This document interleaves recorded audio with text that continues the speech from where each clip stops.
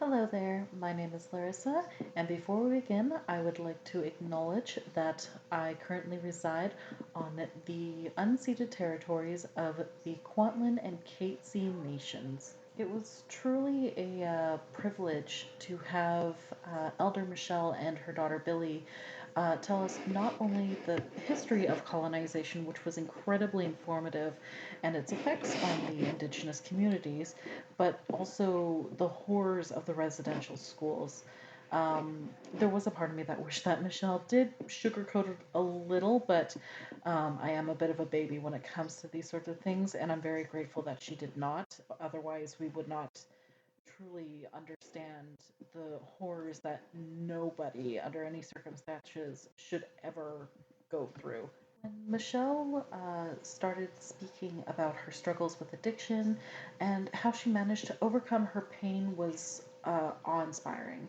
She embraced the very thing that the schools were trying to erase for not only the sake of her children, but for herself as well. And I truly think that was probably one of the most difficult things she ever had to do. I also really enjoyed Billy's presentation on the history of colonization as well as its effects on modern day Indigenous peoples. And a lot of it really sort of shadowed the video from Dr. Cindy Blackstock's presentation as well, which was very enlightening for me. I didn't even know that um, silent colonization was even a thing until I watched her video, and that is something I found to be quite alarming.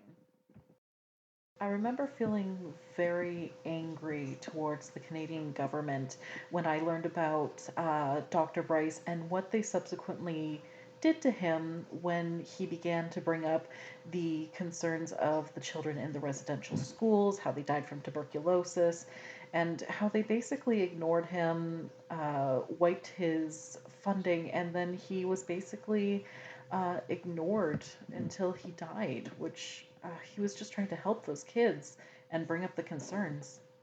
Dr. Bryce wrote Canada's very first health code, and something like that would be incredibly significant to our history, and yet he was promptly ignored. Well, Duncan Campbell Scott was celebrated even though he was aware of the horrors that were going on and just continued to ignore it.